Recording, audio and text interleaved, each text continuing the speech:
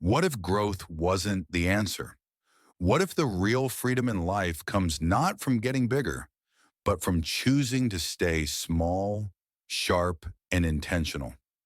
Hi, I'm Peter, and welcome back to Books for Thoughts, where we break down powerful books that help us see success and life with clearer eyes. This week, we're exploring a different kind of entrepreneurship, one that doesn't chase endless expansion, but instead asks, what's enough? And today's book is Company of One by Paul Jarvis.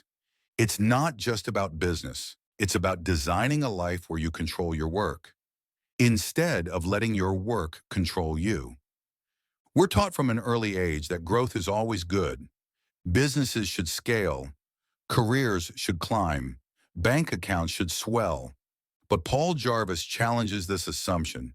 He asks, what if growth comes at the expense of freedom? Think about it. More clients mean more demands. More employees mean more management. More revenue means more complexity. Growth can become a trap. It looks like progress, but it can actually pull you away from the very reason you started in the first place. A company of one flips this on its head. It says, instead of always asking, how can I grow bigger? Ask, how can I make this better? Better service, better impact, better life. There's a quiet wisdom in knowing what enough looks like for you. Most people never pause to define it. They chase more because everyone else is chasing more. But more is a moving target. When you get there, it shifts again. Jarvis suggests that freedom starts when you define your enough. Enough income to live comfortably, enough clients to do meaningful work, enough time to rest, explore, and be with the people you love. And once you hit that point, you stop building for more and start protecting your balance. It's not laziness, it's wisdom. Because success without peace isn't success at all. Many people see small as weak, but in reality, small can be agile. A company of one can adapt faster than a giant corporation. It can test new ideas without bureaucracy. It can say no to clients who don't align. And more importantly, it can stay human. When you're small, you can build real relationships with your customers. You can listen closely. You can care. That kind of connection isn't scalable, but it's deeply valuable. Being small lets you focus on quality over quantity, depth over breadth, impact over noise. At the core of this book is a radical truth. You don't need to be famous. You don't need to be massive. You don't even need to be number one. What you need is freedom. Freedom to choose your projects, freedom to spend your days with intention, freedom to say no. That freedom often comes from staying lean, because when your overhead is low, your decisions become yours again. You're not forced to take every client. You're not trapped in the hamster wheel of constant growth. You have space to breathe, to think, to create.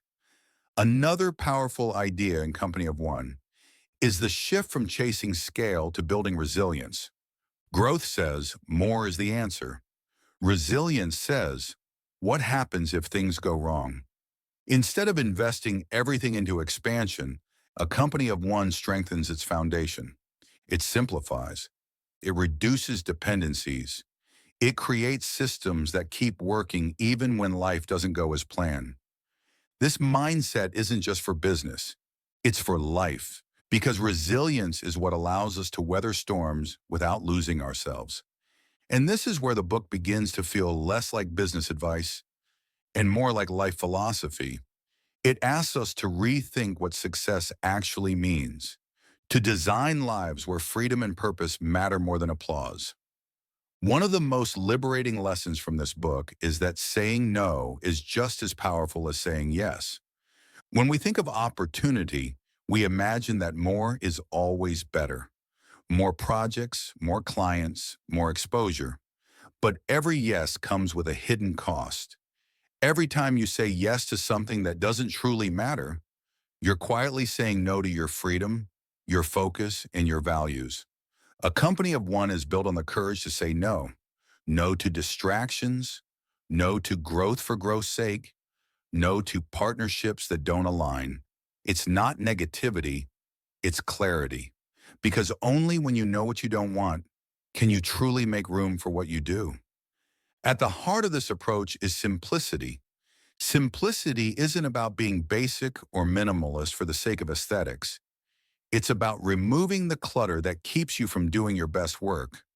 It's about stripping away the unnecessary until what's left is essential, intentional, and alive. For some, simplicity means cutting down on tools and systems that only complicate. For others, it means fewer clients with deeper relationships. For all of us, it means creating enough white space in our days to actually think. When life is simple, focus sharpens. And when focus sharpens, creativity flows. The traditional idea of ambition is to keep climbing.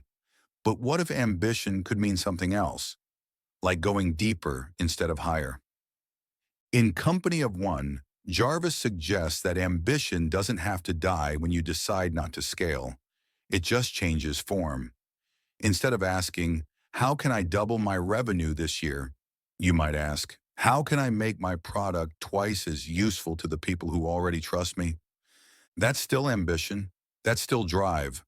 But it's aligned ambition, rooted in care, not comparison. And here's the paradox. Often when you stop obsessing about growth, the right kind of growth finds you anyway. Another subtle shift this book offers is measuring success in human terms, not in profit margins, not in headcount, but in how your work makes people feel. Does your product simplify someone's day? Does your service give them peace of mind? Does your art leave them changed, even in a small way? These are the measures that actually matter, the ones that last when the spreadsheets are forgotten. Because in the end, business is just people serving people. And keeping it small means you never lose sight of that truth. So the ultimate question becomes, what's enough for you? For some, it might be enough income to live comfortably without anxiety. For others, it might be enough time to spend afternoons with their kids or mornings painting in silence. For others still, it might be simply doing meaningful work that doesn't burn them out. Enough looks different for everyone, but the power is in defining it yourself. Because if you don't, the world will happily define it for you, and it will almost always mean more. A company of one is a quiet rebellion against that script. It's choosing enough over endless. And in that choice lies peace. It takes courage to say no to the world's obsession with scale. Because when you choose to stay small, people will ask, when are you hiring? When are you expanding? When are you scaling up? And you'll have to smile and say, I don't need to. It's not always easy, but it is liberating. Because instead of being trapped by external expectations, you're guided by your own compass. And in the long run, that compass will take you closer to freedom than any growth chart ever could.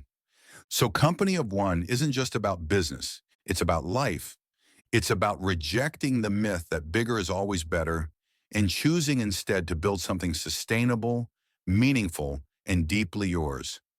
If this reflection resonates with you, I encourage you to pick up Company of One and let it challenge your ideas of success. It's the kind of book that lingers and reshapes how you see not just work, but life itself. And if you enjoy these quiet but powerful lessons, don't forget to like, comment, and subscribe to Books for Thoughts, where every week we bring you thoughtful breakdowns that speak to where you are and where you long to be. Until next time, stay intentional, stay steady, and remember, sometimes small is the bravest choice you can make.